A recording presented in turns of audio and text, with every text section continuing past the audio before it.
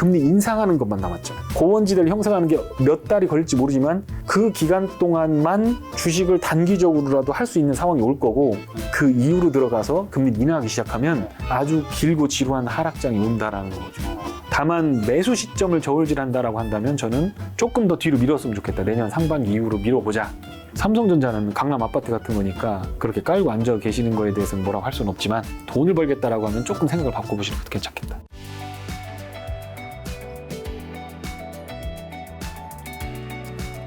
사실 2021년까지만 해도 네. 정말 죄송하지만 네. 강령 이사님이라는 성함을 존재감이 없었죠? 네. 그랬는데 올 2022년부터 어디선가 네. 쏙쏙 이름이 들리더니 그러니까. 이름이 갑자기 도배가 조금씩 되기 시작하더니 네. 엄청 핫해지고 계시더라고요. 네. 갑자기 어디서 이렇게 혜성같이 나타나셨는지. 그러게요. 뭐 10년 정도 방송하긴 했는데 네. 근데 이제 뭐 갑자기 이제 장이 빠지게 되면서 네네네. 그렇게 했던 거고.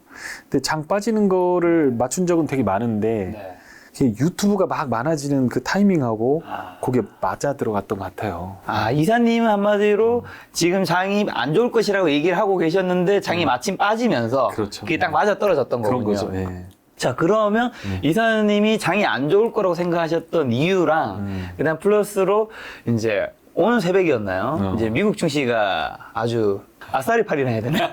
정말 판이 벌어지면서 우리나라 증시까지 안 좋아진 거요 상황까지 좀 한번. 저 사람들이 좀 오해를 하는 게 제가 숏쟁이라는 얘기를 하는데 네네네네. 2018년, 19년까지는 아예 숏이나 인버스를 보지도 않았어요. 그런데 이제 그게 이제 2018년에 이제 피벗이 나오기 시작했고 금리 인하하다 인상으로 이제 바뀌기 시작했거든요. 근데 제가 예전에 이제 깡통을 2번 찼는데 08년도 차고 99년도 해서 2001년도에 완전 깡통이 됐어요. 네, 2001년도에 됐어요. 그러니까 2번 됐죠. 근데 그때를 이렇게 놓고 내가 깡통 찬 걸 이렇게 보니까 물론 종목이나 매매하는 방법에서 문제, 뭐 레버리지를 과도하게 쓴다거나 이런 부분들이 분명히 있었지만 더 중요한 거는 이제 페드의 이 긴축이라든가 이 페드의 호흡 같은 거를 전혀 못 느끼고 있었다는 거예요. 그래서 이제 2017년, 18년에 페드가 긴축을 시작하길래 그러면 그 긴축과 리세션 이런 것들에 대해서 연구를 해보자라고 하면서 이제 하다 보니까 선물을 매도해야 되는데 개인 고객들은 선물이 없잖아요. 그거 하기 어렵잖아요. 그래서 인버스라고 하는 툴을 갖고 들어와서 2018년, 19년부터 금리가 이제 국채금리 2% 넘어서기 시작하면 2018년 4분기에 한번 이렇게 확 부러진 적이 있어요. 30% 확 빠진 적이 있어요. 그때 이제 인버스를 잡아놓고 주식도 같이 잡아놓고 이렇게 있었어요. 그러니까 주식 1억 원이면 신용 잡아서 1억을 인버스를 채워놓고 주식은 들고 있었어요. 올라가니까. 그리고 올라가는 거를 불안하니까 팔았죠. 근데 이제 인버스가 이렇게 뚝 이제 지수가 떨어지면 30% 떨어지면 인버스가 확 찼죠. 이제 그래서 그걸 잘 이용해보자. 이제 브로커다 보니까 이제 고객들이 깨지면 너무 이제 힘들어하시니까 그걸 해보자라고 하면서 제가 그거에 대한 연구를 시작했던 거예요. 근데 이제 그게 19년에 이제 국채금리 3.5% 넘어가기 시작하면서 되게 위험해졌죠. 너무 비싸다. 이건 위험하다. 근데 이제 그때 팬데믹이 터지기 전에 이미 숏 포지션이 있었어요. 미국의 3배짜리가. 팬데믹 빵 터지면서 300~400% 수익이 빵 나버렸죠. 그러니까 거기서부터 이제 좀, 이거 이 사람이 수익 잘 내나 보다. 이렇게 하락하는데 이거 맞췄나 보다 하면서 고객들이 조금씩 몰려들기 시작해서 이제 하다가 그게 마중물이 된 거고 2020년도에도 9,700 넘을 때부터 인버스를 친 것 갖고 간 거 있어요. 근데 그 마이너스 80%까지 가더라고요. 17,000이 갔으니까 당연한 거예요. 근데 이제 우리는 전략이 뭐였냐면 주식을 사서 매수 포지션을 잡고 그리고 번 걸 빼갖고 이제 인버스를 덮어가면서 수익 낸 것들을 조금씩 옮기는 과정이었거든요. 그래서 이제 17,000이 됐을 때 아까 말씀했던 것처럼 도대체 17,000에서 왜 지수가 올라야 되느냐에 대한 증거가 필요했잖아요. 근데 이게 주식시장의 도박판하고 다른 게 공부하면 보이는 게 있거든요. 보이는 게 있어. 그래서 보니까 낮은 관세, 낮은 법인세, 낮은 독과점 금지, 그 다음에 느슨한 독과점 금지죠. 그 다음에 원활한 서플라이 체인, 뭐 이런 여러 가지 조건들이 무너지기 시작하는 거예요. 근데 긴 판으로 보면 사실 미국은 신기술이나 신사업이 나올 때 인큐베이팅을 해요. 인터넷 나올 때 닷컴 버블 또 미국에서 일어났지 다른 데서 안 일어났어요. 근데 닷컴 버블 이후에 미국 나스닥은 빠졌지만 전 세계로 그 버블이 IT 버블이 막 퍼져나갔잖아요. 독버섯처럼 퍼져나가서 전 세계가 다 서포팅을 했던 거거든요. 그리고 나서 2000년대 들어와서는 이제 신흥국, 뭐 브릭스부터 시작했고 쭉 올라가다가 미국보다 다른 신흥국이 더 올라가다가 지금은 또 미국이 10년 올라온 거죠. 이게 이제 다른 신흥국이 올라가야 될 차례인 거예요. 그럴 때마다 네. 신용의 팽창과 축소가 있었고 그러면서 네. 그 과정에서 이제 뭐 크러쉬도 나오고 네. 이런 부분이 있었던 거예요. 네. 그래서 이제 이번에는 내가 다시는 안 터진다. 네. 고객들 고객들 다 대비시켰죠. 그렇게 해서 사실 고객들이 이제 마이너스 80%가 나도 할 말이 없는 게 팬데믹 때 그게 3,400% 수익이 나버리니까 17불, 19불에 모았던 게 75불까지 갔는데 우리 55불부터 팔았거든요. 근데 달러가 1,040원에 들어갔던 게 1,250원 가고 그걸로 20% 먹고 이거 되고 그러니까 사실 우리 고객들은 별로 그걸 한 사람들은 큰 부자가 됐죠. 그리고 나서 주식도 샀기 때문에 네. 한국 주식도 샀기 때문에 이제 오해가 많아요. 저에 대한 시험시 오해도. 지금도 마찬가지예요. 지금도 매일 주식 사려고 하지 그거를 뭐 인버스로 해갖고 내가 시황 트레이딩을 한 사람이 아니에요. 네네네. 근데 이제 그렇게 오해가 생겨서 좀 그런 것도 있고 지금은 내가 이제 페드의 긴축 사이클에 대해서 네. 강하게 얘기하기로 맘먹은 게 17,000에서 네. 미쳤다 이거. 네. 양조장 주인이 증권맨도 마찬가지고 양조장 주인이 술을 만들어서 팔아야지. 금융상품을 만들어 팔고 고객들의 돈을 지켜주고 해야 되는데 네. 자기들이 술 먹고 취해버렸어 이거. 거품에 동참을 해 막. 네. 균형 감각을 잃어버렸어요. 네. 그래서 내가 매크로는 내가 경제학도 하고 내가 연구도 한 거 있으니 그거 갖고 한번 해보자라고 하면서 얘기를 했는데 네. 그게 이제 조금 맞아 들어갔는데 네. 공부한 부분 오랫동안 20년 동안 공부했던 부분이 정확하게 보였어요. 솔직히 말하면. 그래서 자신 있게 얘기했고 처음에 욕을 많이 얻어먹었는데 좀 괜찮아졌고 지금은 이제 페드의 긴축 사이클에 이제 막 빠지거든요. 네. 정말 위험한 게 네. 아, 지금 더 위험한가요? 어우 매우 위험하죠. 뭐 이런 플랫폼에서는 네. 저 같은 놈 불러다가 경고도 해줘야 됩니다. 매우 위험한. 왜냐면 위만 보면 안 되죠. 네. 먹을 때는 100% 먹어도 빠질 때는 50% 빠지면 본전인데 먼저 50% 빠져놓고 먹으려면 100% 먹어야 되거든요. 그러니까 이게 리스크 관리 없는 주식 투자는 브레이크 없이 그냥 시동 키고 가는 거예요. 네네. 그게 이게 안 되는데 뭐가 위험한 거죠? 페드가 긴축을 하는데 그 국채 금리가 높아지는 게 무슨 뭐 멀티플이 빠지고 뭐 그래서 뭐 주식은 뭐 다 반영하고 뭐 이런 얘기 하잖아요. 네네네. 그게 아니에요. 페드가 완전히 긴축을 하고 금리를 쫙 올려서 3%, 3.5%, 4%까지 올라간 다음에 옆으로 기거든요. 네네. 요 토막이 마지막 대비할 수 있는 토막인 거예요. 이렇게 금리를 동결하는 그 구간. 그러니까 그거는 뭐냐면 인플레를 잡기 위해서 쫙 올리다가 디플레가 나오는 그 구간까지 쉬는 시간인 거예요. 페드가 금리를 올리다 정지를 한다는 건 디플레 징후가 보이네 라는 거예요. 예를 들어서 사람 이렇게 병원에 가면 의사 선생님이 체크를 하잖아요. 그쵸, 열 그쵸. 체크하고 저거 하잖아요. 네네. 그러니까 처음에는 다 뭐라고 진단하냐면 감기예요. 약 주고 3일 있다 오세요. 이런단 말이에요. 근데 3일 있다 왔는데 열이 안 돼. 네. 그러면 이제 피 뽑아가지고 하고 복막염 있는지 뭐 어디 뇌가 어떻게 됐는지 막 갖다 놓고 통에다 놓고 막 다 조사하잖아요. 네네. 그 구간이 뭐냐? 요 플라트 구간인 거죠. 페드도 그런 일을 해요. 지금 경기가 어떻게 됐냐? 그러다가 이 사람 입원해야 돼. 네네네. 개복 수술해야 돼. 네. 들어와야 돼. 큰일 났어. 라고 하면 금리를 인하하기 시작합니다. 아. 그건 뭐냐면 이분이 의사가 진단해 주는 거예요. 네네. 당신 말이야 지금 병이 잘하고 있어. 그러니까 이 금리 인하 시기가 금리 인상 시기에 빠지는 건 그냥 과잉 멀티플이 빠져서 과잉 유동성이 흡수가 되면서 빠지는 거고 금리를 인하하면서 빠지는 때는 네. 기업 실적들이 빠그러지면서 나오는 거기 때문에 이거하고 이거는 비교가 안 돼요. 근데 사람들이 지금 무슨 생각하냐면 금리를 올리다가 플라트 나오고 내려버리면 유동성이 풍부해지면서 올라간다 그러는데 그렇죠. 맞는 말이야. 그렇게 생각하잖아요. 맞는 말이에요. 맞는 말이라고요? 멀리 보면. 멀리 보면. 빠지고 나서 올라가기까지 충분한 물을 대주는 거예요. 논에 물 대듯이. 네네. 볕단들이 이렇게 있잖아요. 벼를 심어 놓잖아요. 그럼 물을 충분히 대놔요. 마를 때까지. 그런데 이렇게 올리고 하다가 내리기 시작하면 주식시장 같이 폭락해요. 왜냐하면 의사 선생님이 너 언제 죽을지 몰라. 너 지금 병 걸린 거야. 네네. 하고 나와야 되는데 그게 이제 기대를 하는 사람은 뭐냐? 큰 병이 아니고 잠깐 뭐 맹장을 떼어낸다거나 뭐 간단한 수술이기를 바라는 거예요. 그걸 뭐라고 하냐면 소프트 랜딩이라고 합니다. 네네네. 지금 그걸 바라고 있다는 건데 여태까지 전후 1970년 이후 그러니까 지금 한 50년 됐죠. 50년 동안 8번 금리 인상을 했을 때 네. 크러쉬가 안 난 건 딱 2번밖에 없어요. 94년하고 2018년 2번밖에 없는데 네. 94년은 너무 먼저 땡겼기 때문에 오히려 금리를 중간에 낮추면서 99년 닷컴 버블이 만들어져 그게 주식시장이 너무 버블이 만들어서 크러쉬가 났던 거예요. 3년 빠졌습니다. 2000년, 2001년, 2002년 3년 빠지고 2003년부터 장 돌아서기 시작해요. 유동성은 이미 2002년 때 바닥 찍었어요. 1년 있다가 장이 턴하기 시작했어요. 그러니까 우리가 생각하는 것처럼 금리 여기서 인하할게라고 하면 잠깐 양복 나지만 거기다 다 때리고 도망가야 되는 거예요. 안 그러면 이게 막 질질질질 흘러내리는 그 역실적 장세가 나오는 거거든요. 그러니까 지금 그런 과정이 남아있는 거예요.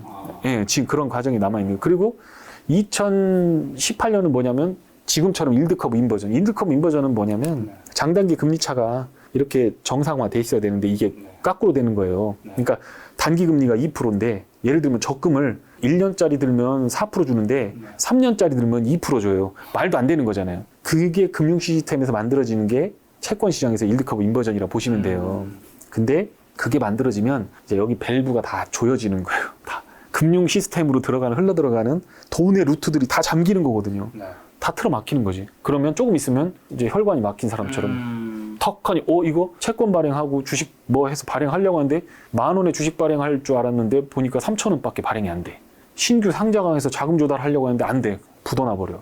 이렇게 하면서 구조조정이 일어나는 거거든요. 그러니까 너도 나도 이렇게 거품 산업을 만들기 위해서 돈이 흘러 들어갈 수 있도록 유동성을 충분히 줘서 이렇게 거품을 만들어 놓고 그 중에서 알토란 같은 거 한 주먹 챙기고 나머지는 다 부도내 버리는 거예요. 그게 페드의 긴축과 이거를 미국이 하면서 나오게 되는 건데 지금 뭐까지 남았냐면 금리 인상하는 것만 남았잖아요. 그럼 플라투가 하나 남았단 말이에요.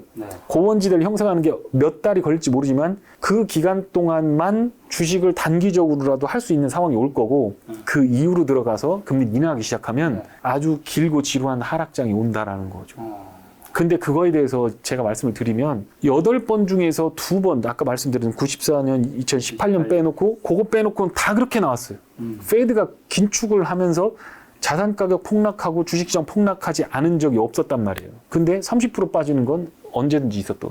근데 30% 빠졌으니까 다 됐다 이거예요. 밸류에이션도 됐고 다 실제로 보면 그렇지 않아요. 제가 오늘 다른 데 가서 방송하는 거에 자료들이 있는데 그걸 좀 여기서 보여드렸으면 좋겠지만 핵심으로 보면 멀티플이 빠지고 이익이 빠지는 두 가지 과정 중에서 지금 멀티플만 빠졌다. 이익 빠지는 과정은 어디까지 빠질지 예단하면 안 된다. 그거가 남았는데 이게 지금 미국만의 문제가 아니에요. 유럽, 중국, 한국, 메이저, 그러니까 우리가 주로 교역국으로 삼고 있는 국가들의 일드커브가 전부 다 깎꾸러졌어요. 그러면 모든 국가에서 다 리퀴더티를, 유동성을 다 잠그고 있는 겁니다. 이렇게. 그러니까 지켜봐야죠. 현금 가지고 지켜보고 요거 갖고 있는 요 현금 부자, 현금 부자가 이제 앞으로 그걸 빠졌을 때 살 수 있는. 그렇죠. 그러니까 막 먹잖아요. 지금 막 유동성 장세 판이 벌었으면 막 먹었는데 소화가 안 돼. 하고 있는데 이제 거꾸로 뒤집어갖고 탈탈 터는 거지. 다 뱉어, 다 뱉어. 그리고 그걸 토하면 그놈을 주워 먹어야 되는 거야, 이제. 좀 지저분하진 얘기지만. 하여튼, 그거를 먹을 거라고 생각하지 말고 금이라고 생각해보자. 금을 막 먹은 걸 뱉는. 그런 거라고 생각합니다. 아니, 그럼 도대체 이사님 지금 사실 코스피 3,300에서 지금 이제 2,400, 뭐 2,400, 2,270도 한번까지 갔었으니까 뭐 어디까지를 보고 계신 건데요, 도대체? 그러니까 그거를 이제 맞추라고 얘기를 하는데 여기서 어쨌든 더 빠진다라는 거잖아요. 그건 확실하지. 전저점 테스트를 봐야 될 것 같아요. 그렇고 지금 팬데믹 레벨 이전. 근데 그것도 봐야 되는 게 왜 그러냐면 이게 PBR 0.9배 뭐 이러면서 그런 걸로 하잖아요. 근데 우리나라는 그게 안 맞는 게 미국은 맞아요. PBR 뭐 저점 지대를 잡으면 거의 100% 맞아요. 미국은 잘 맞아요? 잘 맞아요, 미국은. 근데 우리는 왜 안 되냐면 SK가 밑에 하이닉스도 있고 뭐 자회사도 있고 종속회사도 있고 연결회사도 있고 관계회사도 있고 다 있잖아요. 그럼 그거를 재무제표로 연결회사 이상 되면 다 잡아버려요. 자산을. 그러니까 하이닉스가 100조에서 자산이 100조를 갖고 있다. 그거를 SK가 또 갖다가 또 지분 양대 30% 잡아. 그럼 30조를 얘가 또 잡히는 거예요. 그럼 30% 과대계상이죠. 한국만의 어떤 그런 게 있기 때문에 0.8이다, 0.5다. 그럼 예를 들어서 하이닉스가 예전에 예를 들어 10년 전에는 하이닉스가 지주사가 아니었어. SK로. 그러니까 100조가 하이닉스만 잡혔지. 그렇죠. 그런데 10년 동안 지주회사 전환했어. 그러면 걔는 그냥 지주회사 전환만 했을 뿐인데 SK가 30조를 자기 자산으로 또 얹어버려. 이익도 자기 저걸로 얹어버려. 그러니까 PBR 계산할 때 10년, 20년치를 할 때는 그 제도가 바뀌는 거에 대한 생각을 하고 고려를 해야지 그게 바닥이다라고 하면서 그걸 받아버리면 그거는 그냥 연구하는 사람들이 하는 거지. 주식하는 사람들은 그렇게 하면 안 되고 일단 그리고 또 문제가 뭐냐면 지금 부동산 가격이 빠지죠. 주식 가격 빠지고 채권 빠지잖아요. 근데 채권 가격이 빠졌으면 없잖아요. 지금 뭐 증권사나 어디에 무너진 것도 없고 은행 손해본 것도 없고 막 그런 거 없잖아요. 하나도 안 나왔지. 부동산 빠지죠. 그런 거 하나도 안 나왔지. 먼저 산 사람은 괜찮아요. 옛날에 10억 주고 산 게 40억 됐으니까 반토막 나도 상관없어요. 그렇죠. 그런데 마지막에 산 사람들이 문제거든. 네. 젊은 사람들이 빚내서 산 거, 그렇죠. 이거 문제거든요. 그래서 이런 부분들을 해소해야 돼. 다 빼내고 주식시장은 그때부터 상승 전환을 하니까 네. 이거는 어떤 낙폭도 낙폭의 문제죠. 예를 들어 유럽이 갑자기 막 크래시가 나온다, 이탈리아 문제가 터진다거나 그러면 장담 못하죠. 지금 일드커브 컨트롤에서 유동성이 엔화가 공급되고 있는데 갑자기 엔화가 확 뒤집어져. 일드커브 컨트롤이라고 하는 중앙은행의 완화 정책을 완전히 뒤집어 버려. 네. 일본 은행이. 네. 그러면 전 세계에 있는 금융 시장이 어떻게 요동칠지 모르거든요. 요소들이 굉장히 산재에 있다라는 거예요. 네. 그런데 그거를 PER, PBR 그다음에 뭐 많이 빠졌으니까 이렇게 보면 안 된다라는 거예요. 터진 데가 없어요. 심지어 불 붙어서 지금 다 타고 있어. 근데 아직 터지진 않았다. 아직 터지지 않았죠. 그 공포 소리만 듣고 사람들이 막 으악 했는데 네. 야 이제 터진 거 아니야? 네. 그건 심시타는 소리였지 폭탄 터진 소리가 아니었잖아요. 지금 그런 상황인 것 같다. 코스피 3,300부터 지금 2,200까지 네. 지금 어쨌든 그 사이 떨어질 때마다 네. 3,000, 네. 그다음에 2,700, 특히 한 2,500, 400 깨질 때부터는 특히 가치 투자하시는 분들도 이건 정말 너무 싸다. 네. 우리가 어차피 시장에 오르고 내리고를 다 맞출 수 없기 때문에 그렇죠. 네. 이럴 때는 담아야 된다 이런 하면서 많은 개인 투자를 산 부분도 있단 말이죠. 네. 그러면 이제 여기서 우리가 놓친 거랑 그다음에 지금 사는 것들은 그러면 잘못된 것인가? 그건 그런 건 아니죠. 그러니까 네네. 그러니까 요거는 시황을 말씀드리는 거고, 자, 그거는 어떤 거냐면 자기가 종목을 예를 들어서 나는 분할해서 사겠다. 나는 가치 투자해서 종목 물려도 나는 팔지 않겠다. 그리고 나는 빅테크, 뭐 빅테크든 뭐 어떤 IT 기업이든 나는 이게 미래라고 보니까 난 이거 가겠다. 그거하고 시황하고는 상관없어요. 그러니까 우리는 고객들을 수천 명을 데리고 들어가야 되고 사고 팔고 해야 되고 네. 그다음에 우리는 전략적으로 자산을 배분해야죠. 1,000명이 1억씩만 갖고 와도 1,000억이에요. 근데 주식 지금 예를 들어 시가총액 3천억짜리 뭐 갑자기 올라가고 그 근거도 없죠. 사실은 근거도 없고 잘 될 거다라는 거. 그다음에 테마 타가지고 막 올라가. 거기다가 1,000억, 2,000억 가지고 있는 이런 브로커들이 이거 사십시오라고 하면 그냥 상한가 들어가죠. 안 된다는 거예요. 우리끼리 사고 팔고 이렇게 해서 안 되는 거. 근데 말씀하신 대로 PER이 뭐 얼마도 안 되고 이거는 업황으로 봤을 때 레이트 사이클이 지나더라도 1년 반 정도 참아도 나는 이 가격보다는 더 싸게 못 사겠다. 그리고 앞으로 들어올 돈도 있고 나는 나눠서 살 수 있으니 네. 이걸 좀 사보겠다. 노워리죠. 저도 종목 전문가이기 때문에 종목 사는 거 되게 좋아합니다. 저도 종목만 10년 했거든요. 네. 이 증권사 들어와서 종목만 했어요. 제가 시황 전문가가 아니에요. 근데 지금은 시황만 부르더라고요. 근데 종목은 얘기할 수도 없어, 방송 나와서. 그쵸. 네, 그래서 이제 안 하는 것 뿐이니까 그건 오해 없으셨으면 좋겠고. 네. 그럼 시장 측면에서 이렇게까지 급락한 후에 돌아봤을 때 우리가 뭘 좀 놓쳤던 것들인 걸까? 놓친 거는 패드를 잘못 읽었어요. 그리고 유포리아 취해 있었어요. 보고 싶은 것만 봤어요. 남의 말을 듣지 않았어요. 편향되게 댓글 달고 저 사람이 얘기하는 걸 한 번만 더 확인했었어도 내가 얘기하는 근거가 그렇지 않았을 거고 저는 하도 댓글이 너무 나쁘게 달려서 3프로 이런 데 나가면 막 가족들이 댓글 보고 울 정도로 댓글이 달렸어요. 진짜 우셨어요? 네, 애기들도 울고 막 왜 아빠를 나쁜 사람을 만드냐 이러면서 이렇게 열심히 해갖고 갔는데 정말 회의감이 들더라고요. 그쵸. 네, 그래서 내가 이거 안 하겠다라고 했는데 그 다음에 이제 폭락하기 시작하니까 이제 더 부르는 거예요. 그래서 안 간다고 하다가 자꾸 빼다가 한 번, 두 번 불려간 거죠. 근데 댓글이 막 좋죠. 이제 좀 많이 좋아졌어요. 이제 나를 찬양할 때 되니까 이제 올라갈 때 됐다고 막 지표로 사는 사람도 있더라고. 그건데 이런 거죠. 김 작가님하고 나하고 이제 낚시를 하러 갔어요. 낚시를 하러 갔는데 이게 배를 띄워도 되느냐 안 되느냐라고 하는 거. 배를 띄워도 되느냐 안 되느냐를 하는 거는 죽지 않기 위해서 하는 겁니다. 네네네. 배가 뒤집어지거나 못 돌아오는 불기의 영혼이 되지 않기 위해서 기상청에 전화해서 오늘 어떻게 되고 심나트 뭐 바람 어떻게 되고 파도 높이 몇 미터 하고 뭐 저녁에 클라우디 하고 눈 떠가지고 스케줄을 봤죠. 그게 시황이거든요. 네. 그런데 가서 낚시로 상어를 잡든 뭐 만세기를 잡든 뭐 준학을 쳐가지고 오징어를 잡든 자기 마음이지. 가치주를 투자하든 성장주를 투자하든 아니면 무슨 섹터를 가든 네네. 배가 떠도 되는 상황이고 안전에 문제만 없다면 조금 멀미해도 괜찮고 나는 뭐 이게 멀미로 끝날 상황인지 아닌지에 대한 판단이 중요한 거고 네. 예를 들어서 레버리지 잔뜩 이렇게 윗바람 질렀다가 그냥 이게 두들겨 맞아버리면 어려우니까 리스크 관리하면서 자금 관리 계획이 충분히 있다. 그럼 무슨 전략을 어떻게 하든 무슨 상관이에요. 근데 지금은 제가 볼 때는 저 끝에 보이는 손바닥만한 그 어떤 구름 조각이 저게 큰 비가 될 것 같고 큰 폭풍우 같단 말이에요. 그러니까 굳이 지금 네가 먹고 살아야 되는 우리 같은 업자들 하루 벌어 하루 먹고 살아야 되고 비가 오든 눈이 오든 계정기에 실적이 찍혀야 되는 전문가들은 가서 매매를 해야 되죠. 바다에 나가 있어야죠. 나가야죠. 와, 안 그러면 굶어 죽으니까. 그런데 엔조이를 위해서 이거를 낚시하러 들어왔는데 구명조끼 입고 목숨 걸고 가서 그거 낚싯줄을 내릴 필요가 있나?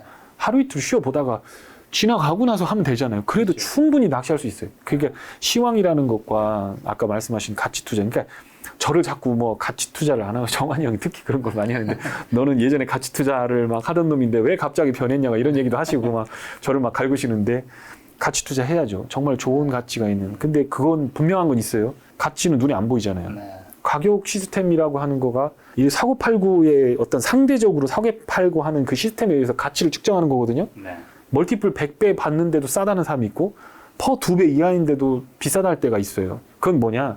사고자 하는 사람과 팔고자 하는 사람의 주머니 상태와 심리적인 상태가 영향을 미친다라는 그러니까 매우 가변적이라는 거예요. 그러니까 가치 투자를 배웠을 때 댓글 달 때 한 번쯤 생각해 보셔야 될 게 애들 물총 주면 물총 갖고 와서 땅야 하면서 막 벽도 쏘고 엄마도 쏘고 아빠도 쏘고 막 쏘잖아요. 막 물총 가지고 다니면서. 가치 투자를 배운 개인 투자가들 댓글 달고 유튜브 따라다니면서 종목에 대해서 조금 공부하신 분들의 느낌이 저는 딱 그렇게 보인단 말이에요. 가치 투자라는 단어는 굉장히 좋은 단어인데 그걸 통해서 부를 이룰 수 있다라고 생각하는데 마치 그걸로 막 쏘고 다니는 사람처럼 모든 로직이 그게 아니라는 거예요. 매우 추상적인 가치라고 하는 걸 매우 형이하학적인 가격 시스템에 녹여서 그러면서도 리스크는 버리고 3인칭 관찰자 시점으로 나는 피해보지 않으면서 최대한 자산을 싸게 사서 부자가 되려고 하는 게 주식인데 경제활동을 하는 사람들이 하는 걸 보면 종교활동 하듯이 일을 한다. 종교활동 하듯이. 마치 가치투자 신봉자는 시황을 안 봐도 되는 것처럼. 시황 보는 사람들은 이렇게 막 서로 극과 극이 돼서 막 정치를 하듯이. 이거는 아닌 것 같다. 그런 생각을 합니다. 그러면 이제 엔조이로 나오신 이제 바닷가에 가신 분들이 문제는 바닷가에서 이제 다시 이제 항구로 가고 싶어요. 근데 바닷가에 걸린 물고기들이 너무 많네. 물고기들이 색깔이 너무 파래요. 엔진도 고장 났고. 이 물고기들 그냥 바다에 던지고 가기에는 이 미끼들도 너무 많이 물려있고 그물을 잘라야 되고. 이 물린 주식들은 좀 어떻게 정리를 해야 되나요, 그거 지금? 어쨌든 저는 선택하라고 하고 싶거든요. 선택, 인생의 문제는 선택이지만 주식이라고 생각하시고 현금도 주식이라고 생각을 하셔야 된다. 저는 그렇게 생각합니다. 그래서 그걸 현금도 주식이랑 똑같이 놓고 한번 고민을 해보셨으면 좋겠다. 두 번째, 여러 종목이 물려 있을 때는 똑같습니다. 3개를 가지고 5천만 원씩 물려 있는 거랑 한 종목에 1억 5천 물려 있는 거랑 똑같거든요. 그런데 이 중에서 가장 안전하고 모멘텀, 저는 MVP로 설명하거든요. 모멘텀, 밸류에이션, 프라이스거든요. 밸류에이션은 앞으로 포텐이 얼마나 있느냐 이런 거고 모멘텀은 어떻게 올라갈 거냐 이거거든요. 올라가려면 뭔가 동력이 있어야 되는 거죠. 뭐 지수 편입이 되든 아니면 뭐 대중국 수혜가 되든 아니면 뭐가 되든 모멘텀이 있어야 돼요. 그리고 프라이스는 그런 모멘텀과 밸류가 되면서도 프라이스가 시장의 어떤 신용 반대 매매라든가 크래쉬가 나오면서 확 빠져버려 프라이스가 낮아질 수가 있다는 거예요.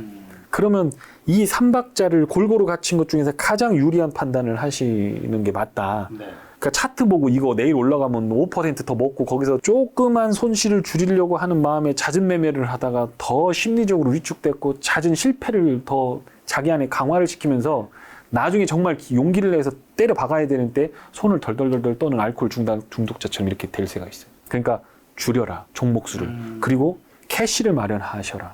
그리고 정말 좋은 종목 같고 그러면 이걸 가격 엘로케이트를 해요. 보면 20% 빠졌으니까 여기서 한번 사주고 싶어. 사람 심리가 그렇거든. 20% 샀는데 여기서 10%만 오르면 본전 되면 얼른 나오고 싶거든. 그러면 안 돼. 주식은 그렇게 해서 오르는 게 아니거든. 아까 말했던 모멘텀 밸류를 보고 밸류를 볼 때는 예를 들어 A라는 주식은 제일 안 좋을 때 5배 거래되다가 제일 좋을 때는 20배까지 가요. 근데 지금 한 10배 정도 돼 있어. 그럼 여기서 물 타면 안 돼. 크러쉬가 나와서 완전히 때려 박히면 이거는 5배. 이게 근데 내일 올라갈지 내려갈지 모르잖아요. 그러니까 여러 개 종목을 다 물려 있으면 이게 좋은 타이밍에 와도 모멘텀이 와. 모멘텀은 종목별로 달려오니까 이걸 살 수가 없잖아요.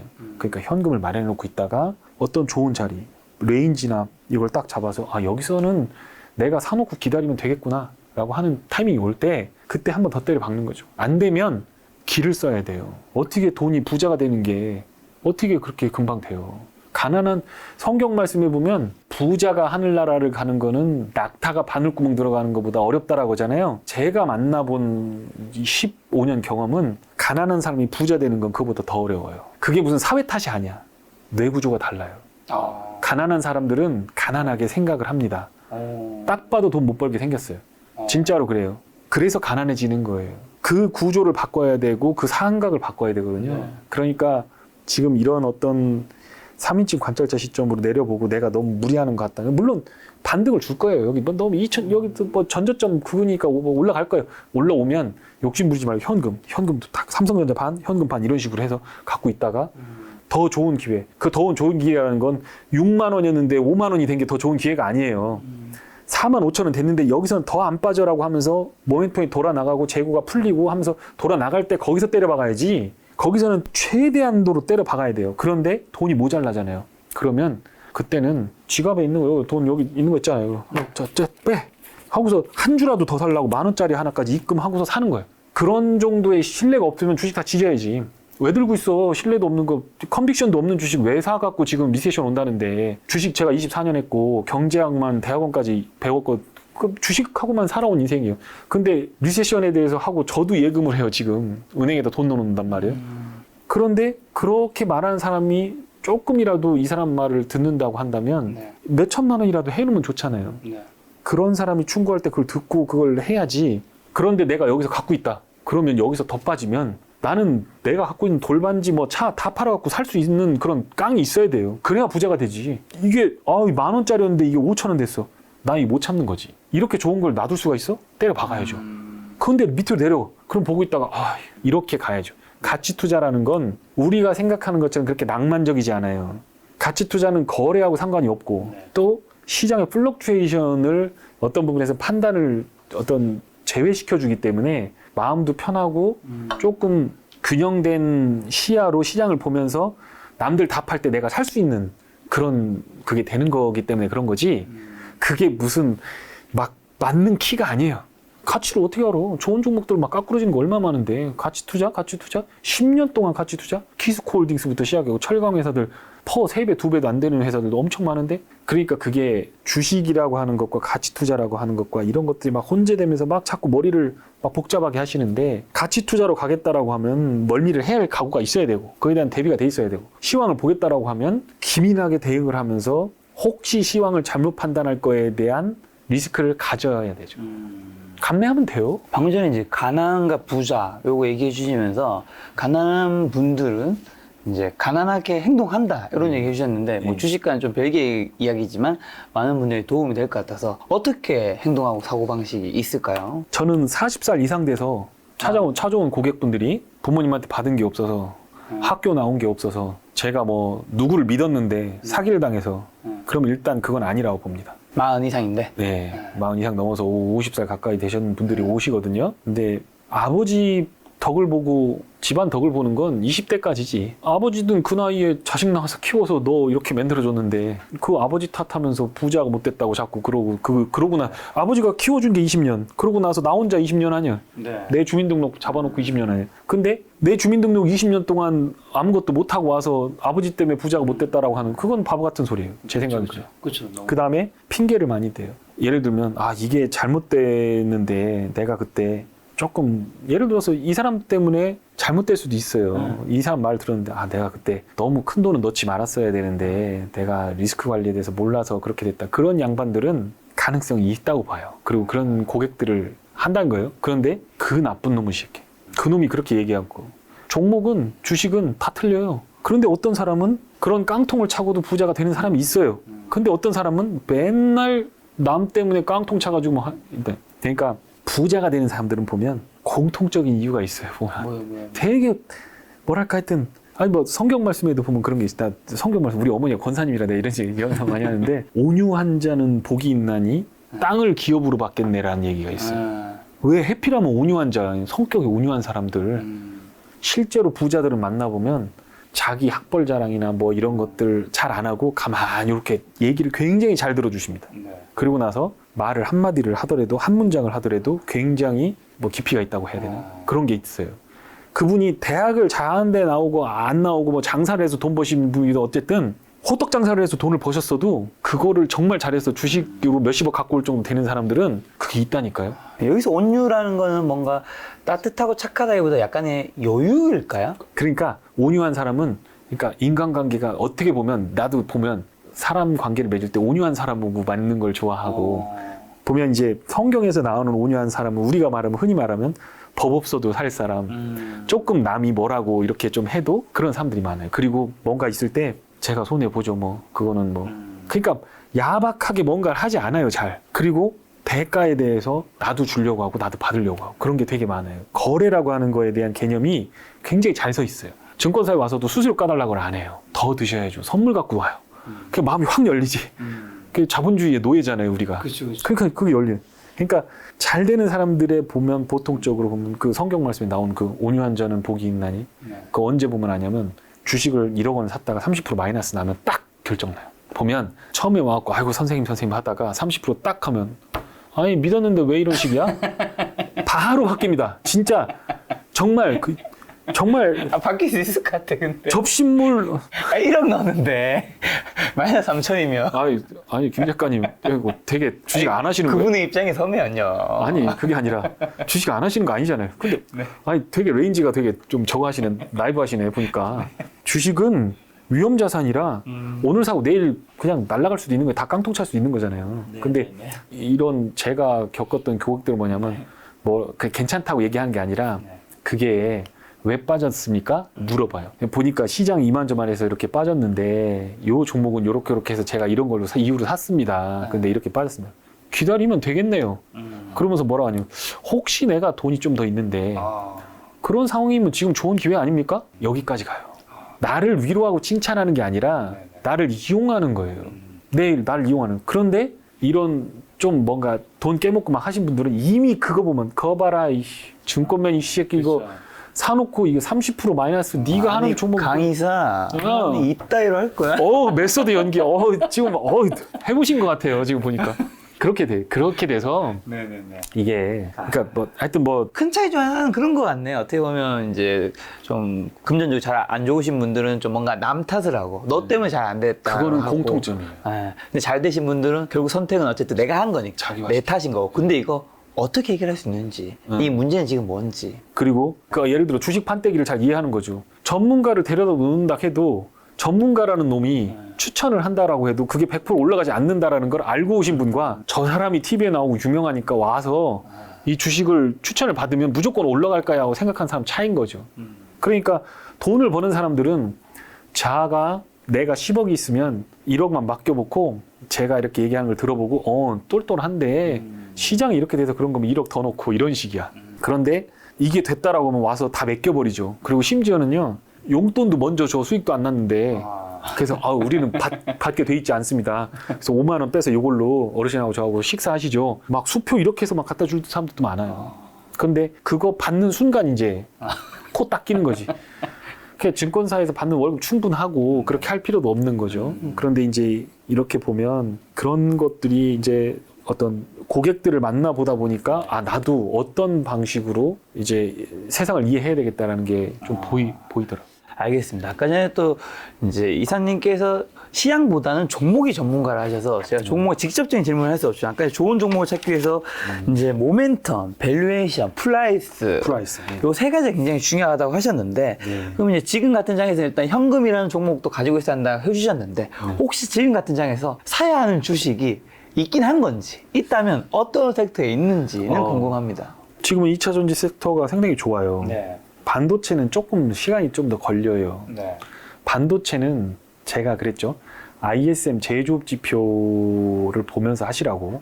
미국, 중국의 ISM 제조업, 유럽까지요. ISM 제조업 지표가 돌아 나갈 때 그때 사시면 돼요. 그리고 ISM 제조업 지표 자체도 선행 지표가 있어요. 제조업 지표 안에. 거기에 제 영상 검색해보면 다 나옵니다. 자, 그러면서 반도체 섹터는 재고 자산이 완전히 털리고 나서 완전히 내려올 때 하이닉스와 삼성전자 같은 대형주가 먼저 끌고 올라갈 겁니다. 왜냐하면 섹터가 돌아나갈 때는 기관이나 외국인이 먼저 사기 때문에 걔들이 먼저 빨아들여요. 섹터 다시 올라가려면 그렇죠. 대형주가 올라가야 되는 예, 뜻이거든요. 그렇게. 그러면 가서 지금 차트 한번 보시면 뭐 네. TCK부터 시작해갖고 삼성전자, 하이닉스가 장사를 하려면 예를 들어 국수집은 젓가락이 있어야 되고 그렇죠. 뭐 이런 뭐 있어야 되죠.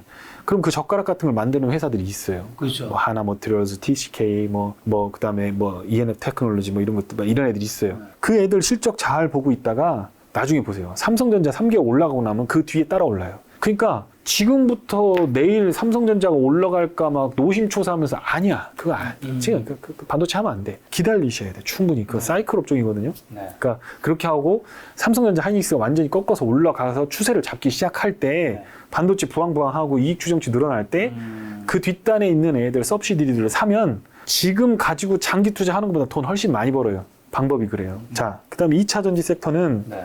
지금 커머더티 가격이나 이런 것들 때문에 양극재, 그동안 우리 시설 캐파 투자하면서 어디다 들어간다, 납품한다, 셀 어디 들어가서 뭐 어디로 가서 차 업태로 간다 이렇게 했던 그것들은 이제 조금 슬로우 다운이 될 거예요. 네.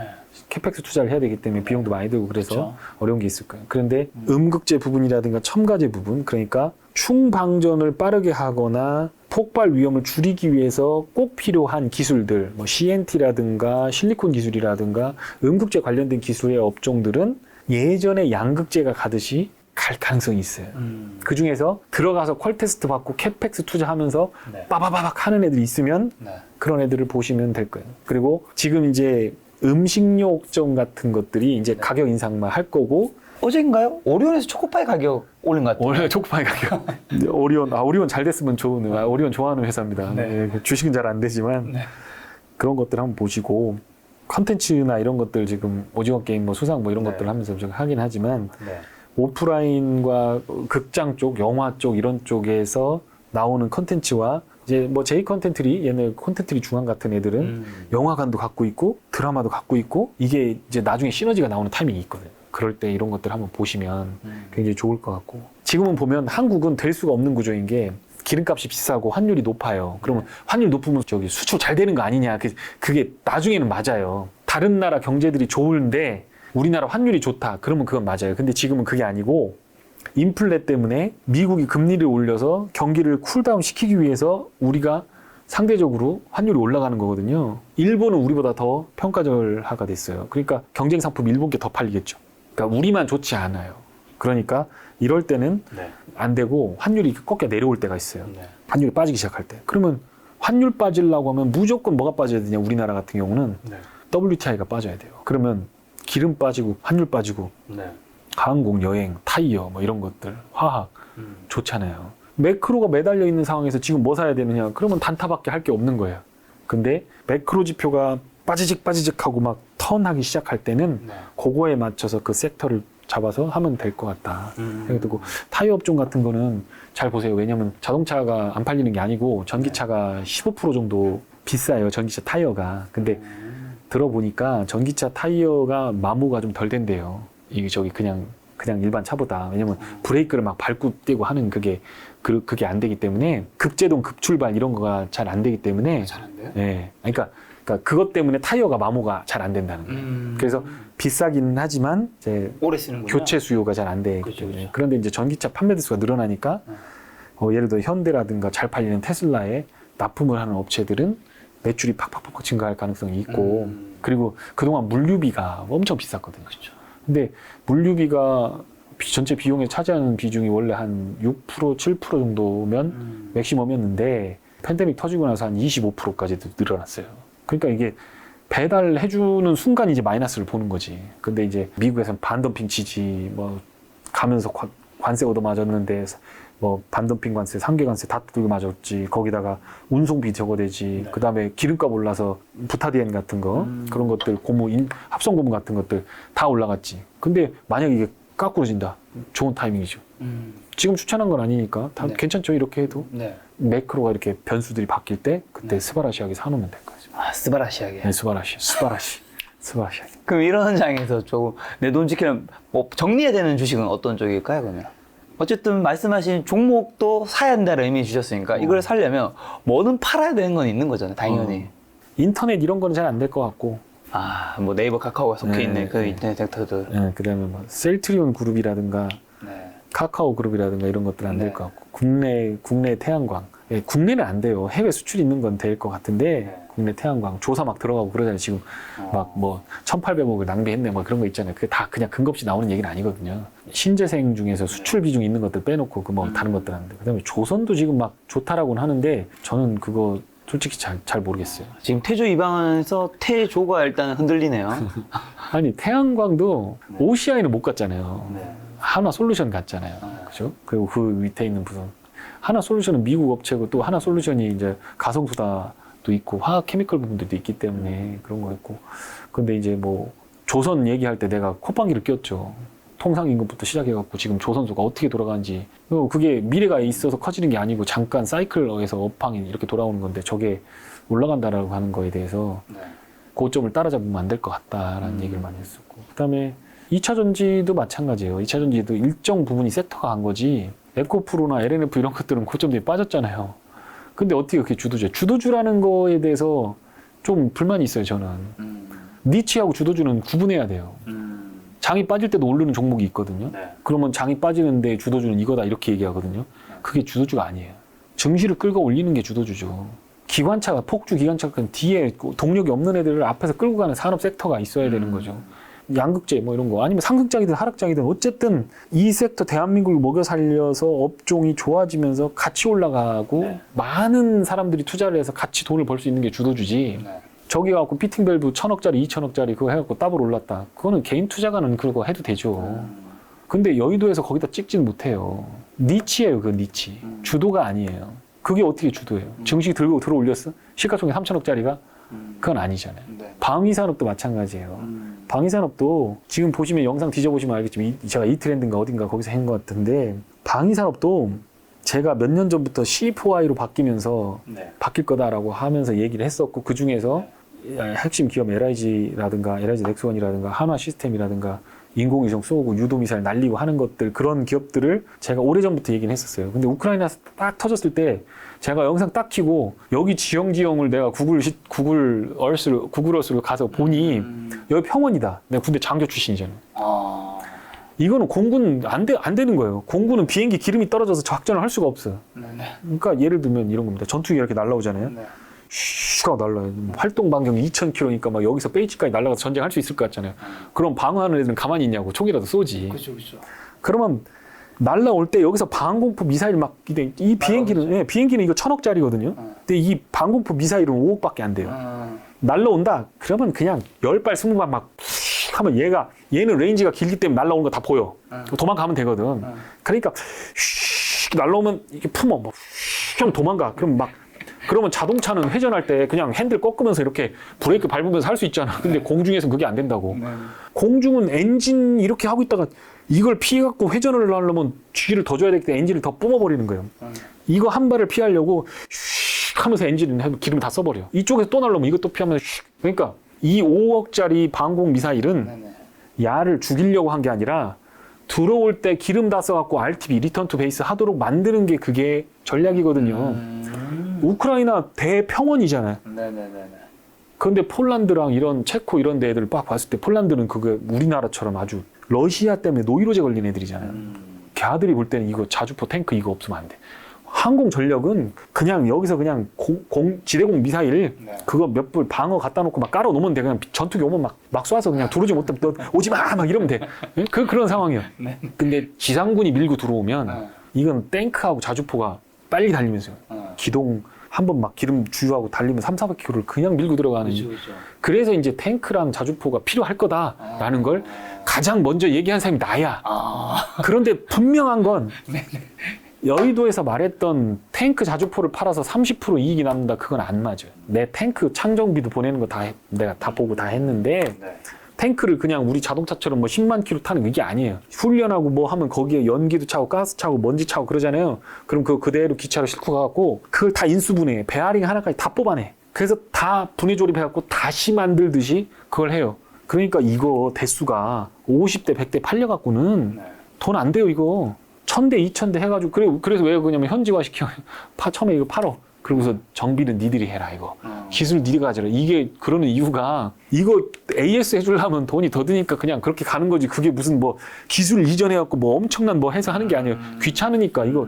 그러려면 이거 예를 들어 2, 3년에 한 번씩 이거 창정비 들어가고 뭐 이렇게 훈련 한번 뛰는 애들은 1년 만에 들어가는데 거기다가 그거 1년에 한 번 오는 탱크 30대 정비하려고 기술자들 다 거기다 박아놓고 돈 주고 해야 되고 그런 창하고 보안 시스템 막 만들어가고 이거 해야 되는데 이 돈이 남겠어요?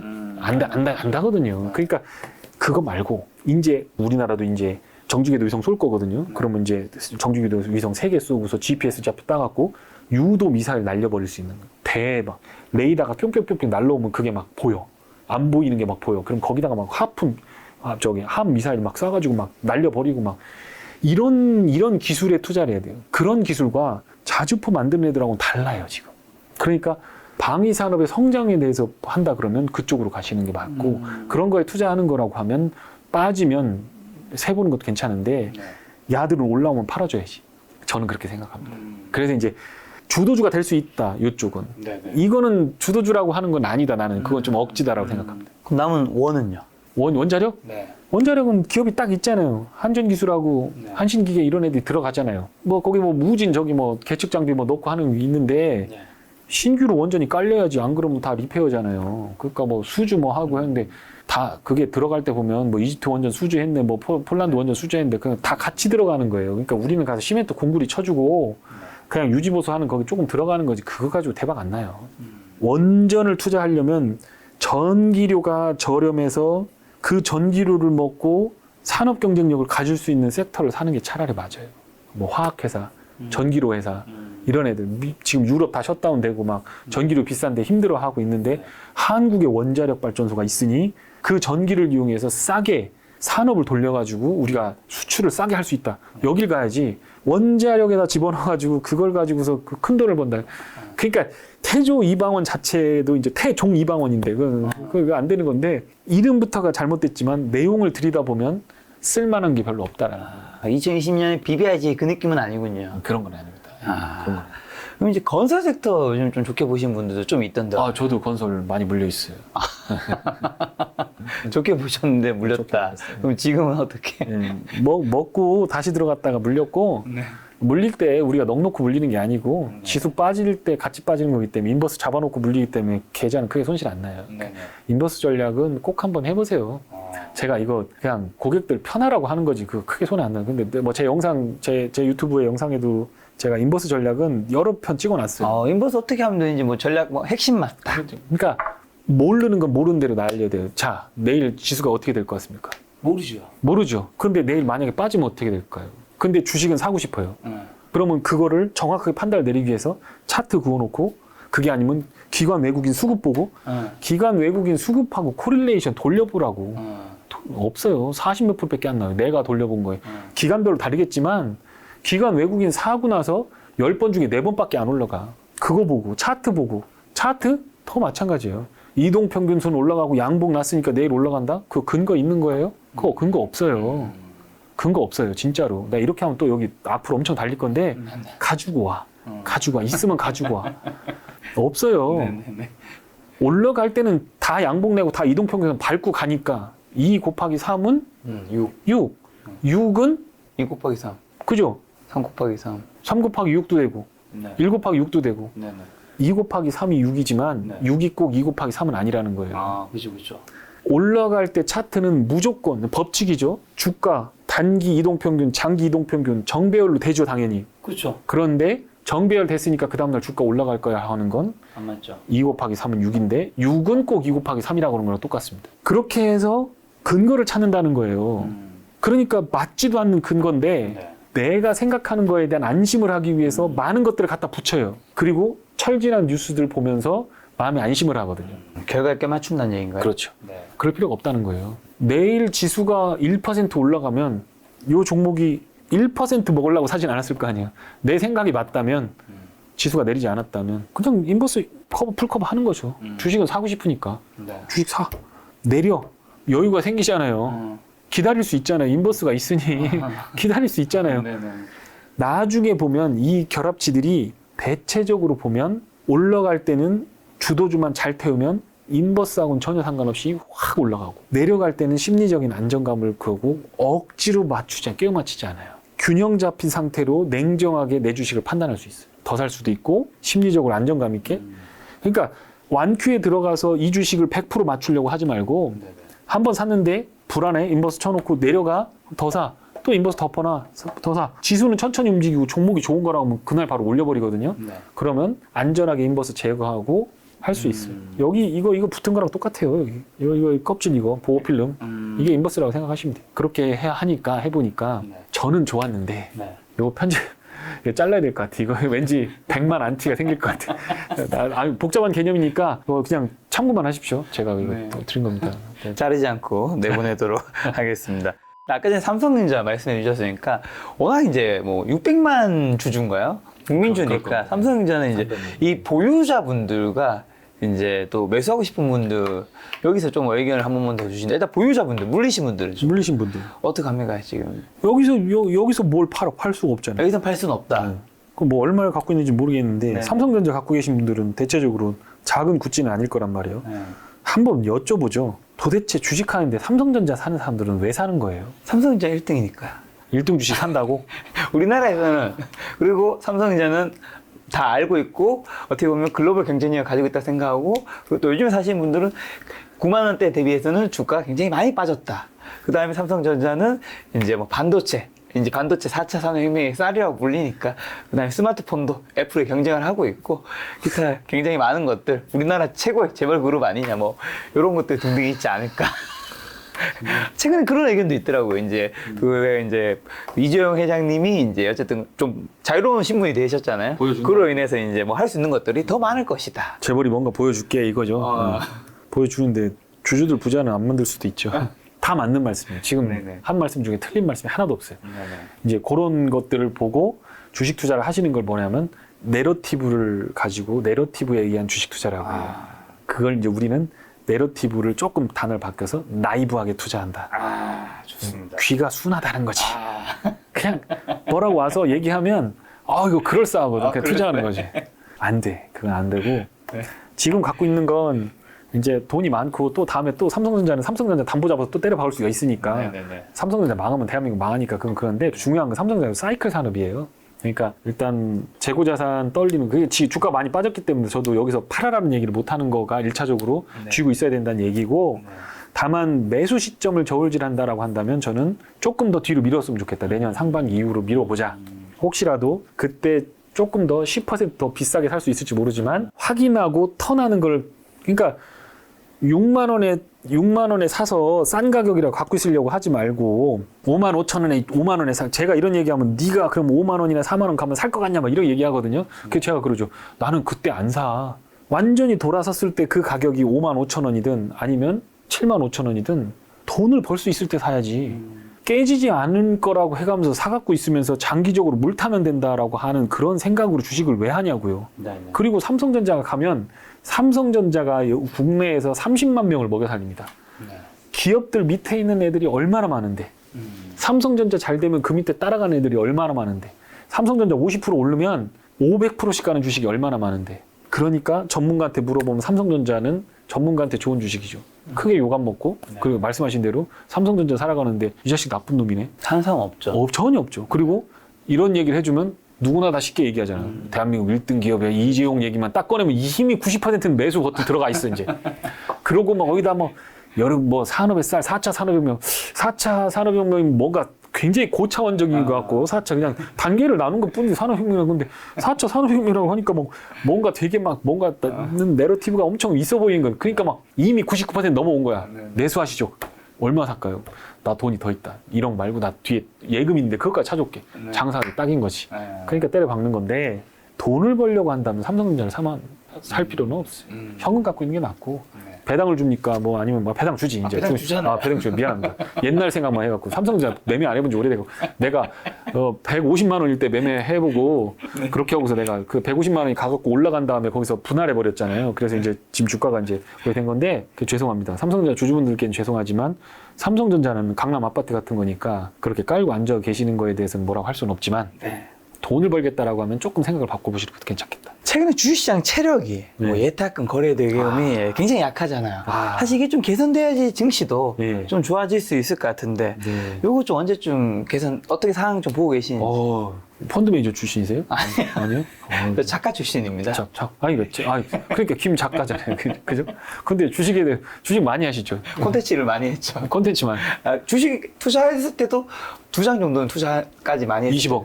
아니 이제 이제 두 자리였다. 두 자리였다. 두 자리. 두 자리가 뭐 10만 원 투자한 것도 있을 수 있으니까. 무슨 얘기였죠? 예탁금, 고객 예탁금. 네. 그 되게 중요한 부분을 짚어주셔서 그 고객 예탁금이 제가 지난번에 얘기할 때 그 영상을 3% 영상을 보시면 3%인가 어딘지 모르겠는데 영상을 보시면 제가 신용 잔고 17조 원을 언급합니다. 그때 신용 잔고가 22조 원이었습니다. 그래서 5월 달에 그냥 그 전까지 약세장에 동참했던 모든 나의 그 펠로우들, 약세장의 그루들이라고 볼 수 있는 여의도의 닥터 둠에 가까워지려고 했던 많은 쇼쟁이들, 정한이 형 말대로 하면 시황 보는 쇼쟁이들. 근데 그 양반들이 5월 달에 다 위로 바꿨어요. 근데 제가 5월 달에 나는 이거 기분 나쁘다. 뿐만 아니라 내가 가진 주식이 못 오르는데 나는 이게 정상이 아닌 것 같다. 그래서 인버스 찍고 주식 다 줄이고 다 가지치고 먹은 거 다 챙겨라 라고 하고 나서 6월 달 내내 떨어졌습니다. 네. 그때 제가 마지막으로 남았던 게 뭐냐면 신용이 안 터졌다. 지수가 빠졌는데 신용을 뱉어내야 되는데 안 터졌고, 그때 제가 가지고 있었던 리그레션으로 돌려봤을 때 금리가 175bp까지 올라와 있는 상황인데 그러니까 단기적으로 100bp가 75bp, 100bp가 올랐는데 고객 예탁금이 줄지 않았다. 그래서 그때 70조 원, 65조 원이던 예탁금이 50조 원대로 떨어질 거고 신용 잔고가 그거에 맞춰서 17조 원으로 빠질 거다라고 얘기를 했습니다. 지금 제가 계산한 걸 말씀드릴게요. 36조 원 깨질 것 같습니다. 고객 예탁금. 지금 얼마죠? 50? 지금 52조, 51조입니다. 그러면 그렇게 되면서 신용 잔고가 13조 언저리를 깨고 내려갈 것 같습니다. 지금 19조입니다. 아주 중요한 질문 하셨습니다. 그러니까 완전 찐바닥. 그러니까 제가 우리 고객들하고 얘기할 때도 뭘 얘기하냐면 동숭동 비둘기가 되자. 동숭동. 제가 대학로에서 학교 나왔어요. 그래서 동숭동. 예, 그게 아니라 대학로에 보면 거기가 술집이잖아요. 술집이잖아요. 네. 비둘기들이 주말에 오바이토 주워 먹으러. 역시 작가의 상상력. 한 방에 알아들으시네. 막 주말에 술 먹고 막 대학생 으악 하고 뱉어놓고 전봇대 옆에 하고 있으면 그 다음날 되면 싹 청소가 돼 있어. 비둘기도 다 찍어 먹어. 거기서 특히 고기 막 이런 거 있는 거 있잖아요. 알갱이들 막 이런 것들은 다 찍어 먹는 거. 죄송합니다. 이거 디그너티가 없어지는 건 아니죠? 설마. 괜찮습니다. 괜찮습니까? 네. 이 더러운 말 해도 됩니까? 욕설은 안 했으니까. 요건 자르실 거잖아요. 네, 그죠? 하셔도 돼요. 사실 돼요. 근데 그렇게 빠지는 장에서는 대체적으로 실수를 안 합니다. 개인 투자가들이 만약에 주식을 하시고 뭔가 이걸 하셔야 되겠다라고 한다면 지금 상황에서는 금리가 지금 우리 국채 금리가 3.7%가 넘었거든요. 네. 10년물이. 저라면 제 연금, 제가 장기적으로 보고 있는 목돈, 저라면 그냥 10년, 20년짜리 미국 국채 이런 거 25년짜리 국채 펀드 있잖아요. 거기다 돈 때려박아요. 그래도 100%는 날 거예요. 지금 그게 막 올라가고 있고 좋은 기회를 주잖아요. 3.75% 국채 금리가 나오는데 뭐하러 딴짓해요. 그거 해야지. 그렇게 해서 저는 그거를 할 것 같아요. 그런데 듀레이션이 길게 되면 레버리지가 커지기 때문에 주식처럼 그것도 움직여요. 그래서 목돈은 그 길로 들어갈 겁니다. 그러니까 부자들은 생각이 대부분 비슷해요. 10억을 지금 주식에다 때려박기는 삼성전자 살 돈을 벌지도 말지도 모르는데 10억을 거기다 왜 때려박고 있습니까? 그렇죠. 아파트 판 돈 30억이야. 그거 왜 거기다 팝니까? 들을 필요가 없어요. 잘 두고 있으면 나중 되면 주식이 다 빠져가지고 동숭 비둘기처럼 할 때 먹을 수 있는 기회가 오거든요. 그때 예금 찾아다가 그거 찍으면 먹는 거거든요. 지금 그 예탁금 수준이 마지막 남은 수준이 거긴데 그러려면 전 저점이 깨져야 돼요. 왜냐하면 평균 가격대가 확 내려올 때 거기서 이미 거기보다 높은 수준이라고 하면 신용 잔고는 안 털려요. 그런데 거기서 밀려버리는 순간이 오면 이 신용 잔고가 털리기 때문에 조금 저거까지 되는 상황은 먼 얘기일 수 있습니다. 6개월이 걸릴 수도 있습니다. 그리고 어디선가 나오는 크래시가 나오든가 아니면 뭔가 이벤트가 빵 터지지 않으면 나오지 않을 수도 있기 때문에 중요하지 않다고 생각할 수 있을지 모르지만 금리 수준으로 봤을 때 적정한 레벨이라고 한다면 예탁금 36조, 38조, 10한 5, 6조, 30% 정도 더 내려가야 되고 그거에 맞춰갖고 신용 잔고도 13조 이하로 내려가야 된다. 지금 이사님은 전접점 깨신다고 보시는 것 같네요. 저는 많이 전반적인 톤이면은. 그러니까 올라오더라도 저는 깨진다고 봅니다. 단기는 모르겠지만. 그 와중에 언제나 이 증시라는 게 우리가 몰랐던 뉴스들로 증시가 더 많이 빠진 것도 있잖아요. 오를 때도 사실 모르듯이 갑자기 전쟁이 종식이 된 거예요. 그러면 이제 이사님 뷰도 완전히 바뀌는 건가요? 아니면 안 바뀌어요. 아, 왜요? 전쟁하고 아무 상관없어요. 그래도 전쟁 때문에 뭐 사실 원자재가 뭐 유가 이러면서 뭐 원자재값 다 빠지고 지금 원자재값 다 빠지고 WTI 30% 빠졌거든요. 원자재 커머더티는 완전히 빠졌거든요. 예. 그런데 CPI는 왜 안 내려요? WTI가 제가 보니까 지금 전 저점일 때 나스닥 11,000선 깼을 때요. 저희가 카페 하나 가지고 있는데 거기서 제가 그거 하지 말라고 했어요. 인증샷 이런 거 올리지 말라고 했고 돈 버신 분 돈 벌었다 하지 말라고 그랬어요. 지금 너무 상태가 안 좋기 때문에 그러겠는데 17,000에서 찍어가지고 11,000까지 올라왔으니 돈 많이 벌었겠죠. 강력하게 주장하고 영혼까지 끌어다 치라고 하면서 제가 한강변 산책하고 막 구보 뛰면서 나는 17,000에서 더 올라가면 성균관대 가갖고 경제학 배운 거 난 데모해갖고 등록금 반환 소송한다. 나는 데모할 거야. 내가 배운 경제학 지식이 이게 쓸모가 없다라고 하면 나는 이거 가야 된다. 그리고 그동안 읽은 책들 다 가갖고 출판사에다 이거 다 갖고 항의할 거다. 그 정도였단 말이에요. 그러니까 했겠죠. 그런데 그때 유가가 얼마였냐면 124불이었어요. 그럼 124불에서 지금 90불이에요. 90불 언더예요. 80불까지 빠졌다가 90불까지 왔어요. 30% 빠졌잖아요. 3분의 1 빠져. 25%인데 30% 빠졌어. 근데 CPI는 왜 자꾸 그때부터 CPI가 더 올랐거든요. 7.5%에다가 지금 8.5% 찍었다가 이렇게 되고 있잖아요. 8.3% 됐잖아요. 왜 올라? 그게 성동격세예요. 사람들이 자꾸 핵심을 얘기를 안 한다는 거예요. 핵심이 뭔데요? 핵심은 스티키한 인플레이션의 원인은 페드가 돈 많이 풀어서 그런 거야. 이 모든 주범이 러시아가 생산하는 기름이 많기는 하지만 지금 그거에 대한 심리적 감정이 어떤 거냐면 걸프만에서 전쟁 터진 것보다 더 심해. 유가가 그때보다 더 심하게 반응해. 네, 맞아요. 그러면 유가 상으로도 리세션이 올 수밖에 없는 상황이에요. 유가 때문에 단기적으로 유가가 그렇게 40% 50% 급등하면 다 리세션이 왔어요. 리세션이 와야 돼. 그런데 미국이 통화량을 너무 늘리면서 왔었던 정책 실수에 의해서 인플레가 온 거지. 그리고 두 번째 원인은 중국이에요, 중국. 2001년 WTO에 들어오면서 걔네는 국내에서 보조금을 주면서 수출 가격을 다운시켰는데 그걸 반덤핑 제소를 안 하고 미국이 봐줬단 말이에요. 그러니까 전 세계가 싼 물량으로 다 살 수가 있었던 거예요. 중국 노동력을 이용해서. 그런데 그걸 지금 제재하잖아요. 그러니까 물건값은 예전처럼 그렇게 단기적으로 대체할 만한 데가 없어요. 인도네시아나 베트남이 가야 되는데 거기도 지금 물가 많이 올랐거든요. 그럼 방글라데시나 울란바토르도 물가 장난 아니에요. 호텔 50만 원 넘어요. 그 두 가지가 핵심이에요. 그리고 그 내부적으로 오다 보면 그런 원인들에 의해서 내부적으로 들어왔던 건 뭐냐면 렌트, 집값이 오르는 거예요. 그러니까 물가의 30%가 렌트와 관련된 거, 집하고 관련된 거고 그중에 15%를 더하면 차와 관련된 거예요. 중고차 가격은 빠졌지. 맨하임 중고차 가격이 빠졌지. 그러니까 뭐 인플레 완화된다는데 맨하임 중고차는 왜 올라갔느냐. 신차가 공급이 안 되는데 우리로 말하면 화장실 휴지하고 똑같은 게 걔네 자동차거든요. 미국에. 화장실 갈 때 휴지 없이 가면 안 되잖아요. 안 되죠. 걔네는 차가 없으면 다닐 수가 없죠. 다닐 수가 없죠. 미국 잘하시잖아요. 뭘 잘. 비디오 가게 하나 가려고 해서 30분 차 타고 가야 돼요. 그러니까 필수품이었던 필수제 휴지하고 똑같은 거예요. 생수하고 똑같은 거예요. 차는. 그래서 중고차 가격이 올렸던 거예요. 근데 중고차 가격 내려올 때 되니까 신차 가격 올려버려요. 5% 15% 다 올렸어. 그런데 신차가 팔리면 팔릴수록 물가가 올라가지 왜 내려가겠어요? 그럼 신차 회사들은 월급 더 줘야 되고 노조 스티키하다는 거예요. 우크라이나 때문에 원자재 값이 어떻게 돼갖고 저거 했다라고 하는 거는 물가 상승 요인으로 처음엔 작용했겠지만 경제를 슬로우다운 시켜서 물가를 하락시키는 요인으로 작용한다는 거예요. 장기적으로 가면서. 근데 왜 자꾸 우크라이나 얘기만 하냐 이거죠. 성동격서. 포인트는 여기인데 여기를 자꾸 얘기하니까 자꾸 틀리는 거예요. 그래서 제가 여의도에서 테이퍼링도 땡길 거고 금리 인상도 할 거고 큐티도 할 거고 막 이렇다 하니까 맨날 숏쟁이가 와갖고 숏 증거들 갖다가 한다고 그렇게 얘기했지만 그게 아니에요. 1970년대 이후 평균 13% 하고 나서 폴 볼커가 나와가지고 막 권총 차고 다니면서 땡겼거든요.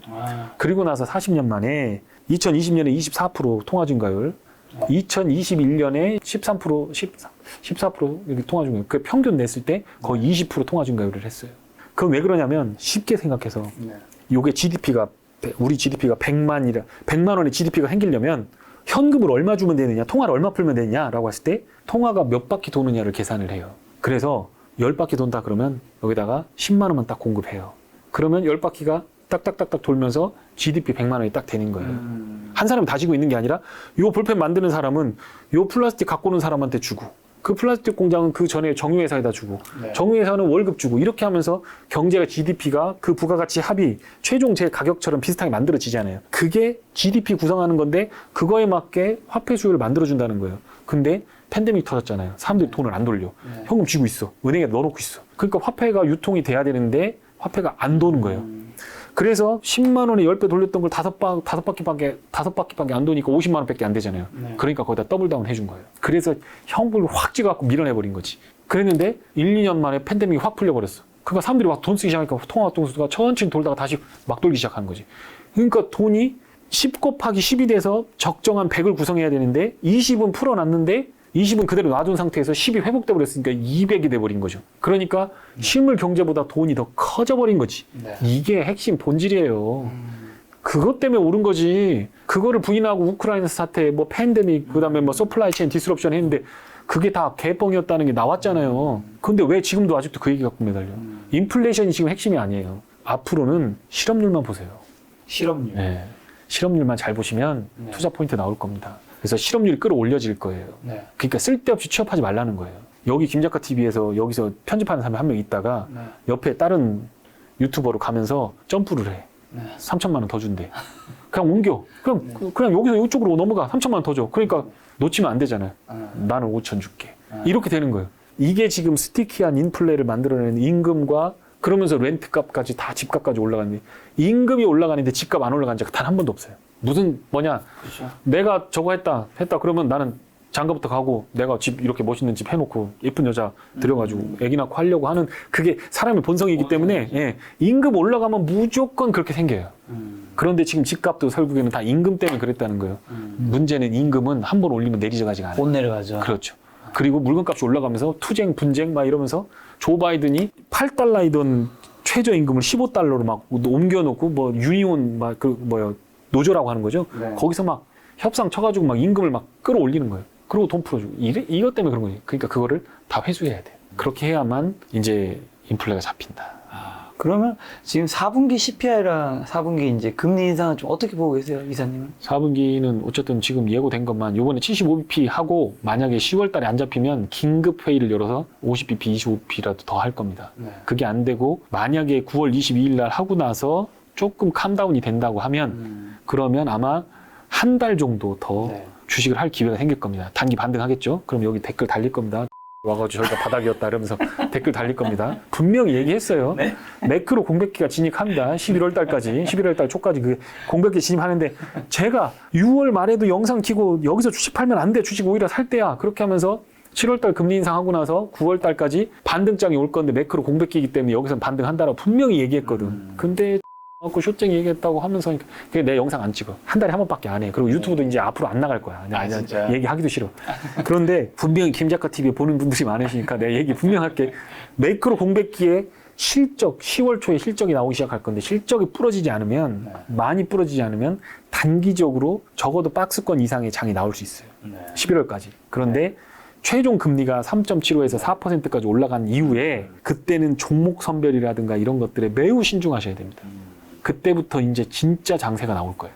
그때부터는 잘못하면 완전히 부러지고 좋은 주식인데 안 올라. 그러니까 주식이 올라가고 내려가고만 있는 게 아니야. 안 오르는 것도 있어. 그러니까 지긋지긋하게 옆으로 올라갔다 내려갔다 하면서 5% 10% 막 이러면서 몇 년을 쥐고 있어도 안 오르는 장이 올 수가 있고 그게 만약에 세계 경제가 빠그러지는 타이밍과 같이 맞물려 들어가면 제 얼굴 생각나실 거예요. 저희 얼굴 생각나실 거예요. 자, 인플레이션, 금리 인상 등으로 주식시장이 좋지 못한 요즘 이럴 때 투자자들이 가져야 할 뭐 마음가짐만 좀 한번 조언 좀 해주신다면. 여유. 여유. 돈 여기다 몇 천만 원, 몇 억 태우고 있다라고 하면요. 그러면 여러분들 되게 열심히 살아오신 거고요. 그리고 잘 하고 계신 거예요. 급하게 포모 티나 이거 버리세요. 시장이 만들어주는 거예요. 종목을 잘 봐서 뭐 했다고 전문가들 나와서 얘기하는데 아유, 그 진짜 참을 수 없는 존재의 가벼움들.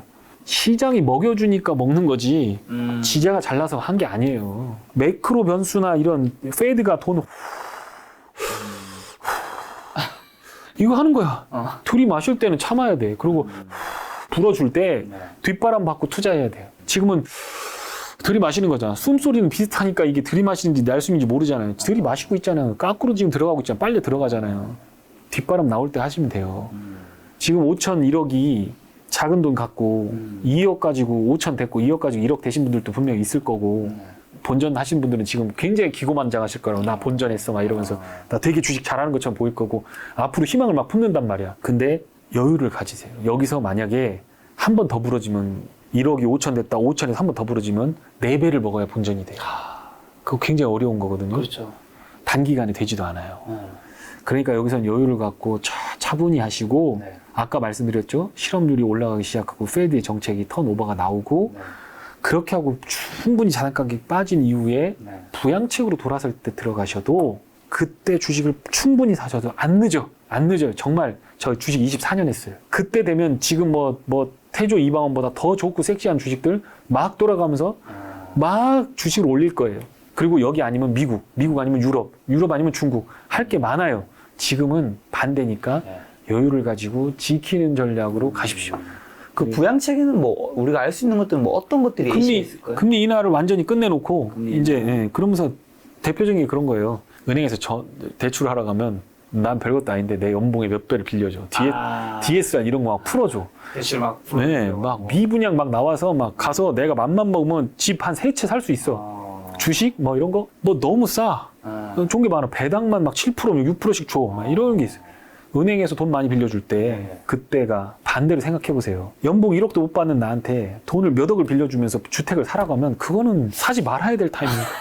금리가 4.5%야. 4.5%인데 1억 해가지고 4.5% 누구는 돈을 많이 버는 사람도 갖다 은행에다 넣었는데 그걸 가지고 들어와서 빚을 갚아가면서 뭔가를 한다? 4% 주식 수익을 낸다? 이런 상황에서 그거 어렵다거든요. 그러니까 은행에서 돈 빌려줄 때 그거 하시고 아까 말씀드렸듯이 실업률. 미국의 26주, 27주 그러니까 한 6개월 정도 될 겁니다. 52주라고 본다면 6개월 정도의 실업률이 올라가기 시작해요. 올라가서 이동평균이 쫙 올라가서 이상하죠? 경제가 안 좋아지는데 실업률이 높아지는데 투자하라고 그러잖아요. 그래프 그려보면 실업률 피크였을 때가 정확하게 지수 저점이에요. 아 진짜요? 나 이거 진짜 김작가 TV에서 진짜 이거 썸네일 강의네. 이때가 최저점입니다. 그럼 좀 멋있게 좀 여기야. 딴 데서도 좀 얘기는 했어. 일단 얘기했으니까 미안해요. 진짜 이렇게 얘기했는데 나 약장상인 것처럼 저 진실한 놈입니다. 진짜. 쇼쟁이시네. 죄송합니다. 실쟁이라 하지 마세요. 나 롱입니다. 진짜 정말 뼛속까지 롱쟁이에요. 근데 한번 투자를 하면 길게 합니다. 근데 실업률을 타겟팅을 하고 지금 페드가 한번 나서고 있기 때문에 인플레 얘기는 작년에 했어야지. 내가 작년에 얘기할 때 욕만 그렇게 하다가 왜 이제 와서 인플레이션에 함몰돼갖고 거기에 포커스를 맞춰요. 인플레는 피크아웃 된 거고 그걸 잡기 위해서 페드가 금리 올리는 거고 금리를 올릴 거냐 안 올릴 거냐가 중요했기 때문에 인플레가 문제였지. 인플레 이미 왔고 그게 언제 줄어들지 모르지만 그걸 줄일 수 있는 방법은 페드가 금리 올리는 것밖에 없고 그러기 위해선 자산 가격 떨어뜨려야 되고 그러면 부동산하고 주식 가격 빠져. 그러면 이제 빠지는 거니까 어디서 바닥 잡을지를 봐야 돼. 그렇죠. 그게 항상 왜 개미들은 항상 한 발 빠르지 못한가? 다 나온 질문을 인제서 하는 거예요. 그래서 이렇게 제가 얘기하면 댓글 나 노이로제 걸려. 우리 애기들 울었던 거 생각해가지고. 근데 그렇게 되려면 실업률을 보십시오. 알겠습니다. 실업률도 보고 김 작가는 이제 댓글 보고 제가 좀 잘 댓글을 좀 삭제 좀 잘 처리해서 아이분들이 이제 웃을 수 있게 영상을 볼 수 있도록 하도록 하겠습니다. 그럼 감사하죠. 애가 이제 초등학생이 되니까 이제 본단 말이야. 그렇죠. 아빠 나쁜 사람이냐고 그런단 말이야. 많은 시청자분들 아이가 보고 있습니다. 자, 심한 악플은 자제 부탁드리고 마지막으로 그러면 이제 이사님께서 지금 시대 20대로 돌아간다면 투자에 있어서 이것만큼 꼭 준비하겠다랑 김 작가 TV 또 처음 나오셨는데 마지막으로 꼭 뭔가 개인적으로 하시고 싶은 말씀이 있다. 저 이렇게 하면 또 욕먹을 것 같긴 한데 제가 진심어리게 얘기를 하고 가야 되겠습니다. 내가 유튜브를 앞으로 접을 거기 때문에 또 언제 어떻게 될지 모르니까 악플은 마지막이라 생각. 제가 차트에 미쳐서 5년 차트책 봤습니다. 미안하지만 결론을 못 내렸어요. 공부를 하잖아요. 공부를 하면 좋은 게 뭐냐면 마음에 안정감이 생겨요. 이거 알겠다.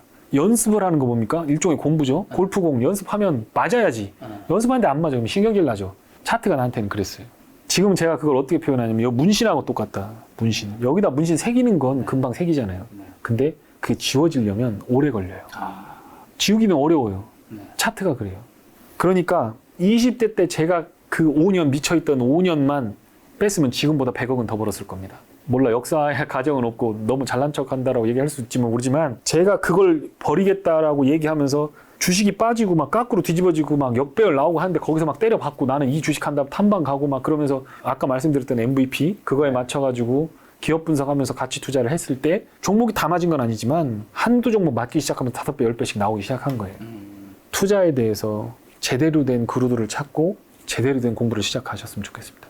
그리고 차트는 못 보는 것보다 볼 줄 아는 게 맞지만 좋은 종목을 선택하기 위해서 차트를 하는 사람들도 있어요. 뭐 스캘퍼나 뭐 이런 거 단기 트레이딩 잘하는 사람도 있어요. 수십억씩 버는 사람 저도 그런 사람 봤거든요. 네네네. 근데 그 사람들은 타고나게 소수예요. 소수고 또 중요한 건 그분들도 차트만 보지 않아요. 종목들에 대한 정보를 대부분 다 꿰고 있어요. 네네. 그리고 웬만한 사람들보다 종목 분석 잘합니다.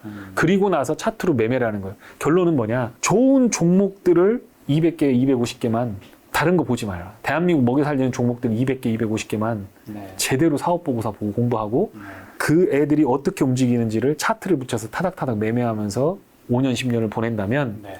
나중에는 엄청난 전문가가 돼 계실 겁니다. 쓸데없는데 감정 싸움하고 현재가 창 보면서 시간 낭비하지 마시고 가서 금융감독원 전자공인 시스템에서 다트에 들어가서 사업보고서에 있는 내용들 내가 하는 회사가 뭔지 얘는 어떨 때 돈을 버는지 그런 것들에 대한 요약 정리하고 그런 종목들과 섹터 너댓 개만 있으면 여러분 평생에 다른 어떤 거 유튜브를 보고 뭐 하고 이런 거보다 네. 훨씬 더 큰 부자가 되실 수 있을 겁니다. 아, 그 큰 부자가 되는데 아까 전에 말씀해주신 키워드, MVP, 네, MVP. 모멘텀, 밸류에이션, 프라이스가 여러분의 투자에 도움이 되었으면 좋겠다는 생각이 듭니다. 네. 그리고 오늘 영상에는 이제 이사님이 자제분도 보고 있기 때문에 악플은 최대한 자제 부탁드리도록 하겠습니다. 오늘 만난 교수님은 강연 이사님이었습니다. 지금까지 소중한 시간 함께 해주셔서 정말 감사합니다. 오늘도 김 작가였습니다. 고생 많으셨습니다. 고생 많으셨습니다.